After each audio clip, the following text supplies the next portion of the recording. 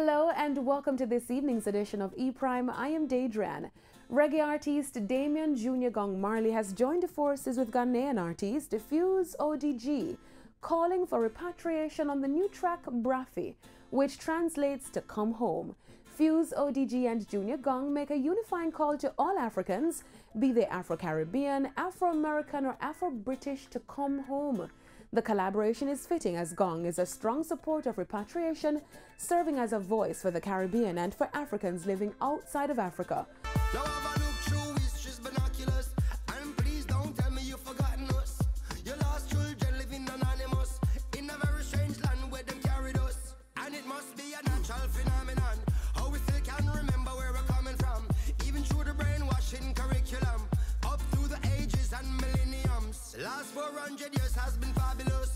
We've been working as slaves. Braffy is taken from Fuse ODG's forthcoming album New African Nation, to be released on February 1.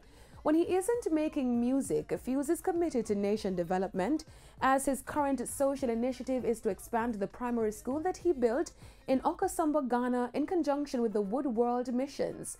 The Grammy Award winner maintains that the longer-term goal is to also build a university to help local children achieve their full potential. Fuse ODG is also working on the TINA, this is New Africa Music Festival, which intends to unite artists from Africa and the wider diaspora to perform live in Ghana early next year. New African Nation is the follow-up to Fuse ODG's debut album TINA. This is New Africa, released back in 2014.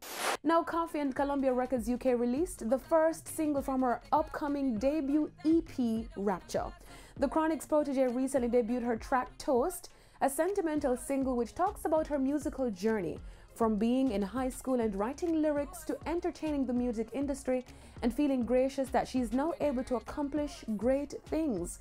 The bouncy and upbeat reggae track is produced by Walshy Fire of Major Lazer. Coffee is currently on the road with Chronix, touring the United Kingdom. She recently performed at BBC's Introducing and a special guest at Chronix and Protege's sold-out show at Alexandra Palace in front of 10,000 people, as well as the Bush Hall for Zing Fence sessions. The release date for Coffee's debut EP Rapture is set for early next year. Toast to that.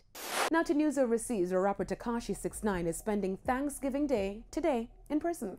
Tekashi was arrested over the weekend on 6 counts of racketeering, firearms and assault with a dangerous weapon, and conspiracy murder charges through his involvement with the 9 Trey gangster Bloods. He has since been placed in general population at Brooklyn's Metropolitan Detention Center, a prison notorious for housing violent criminals.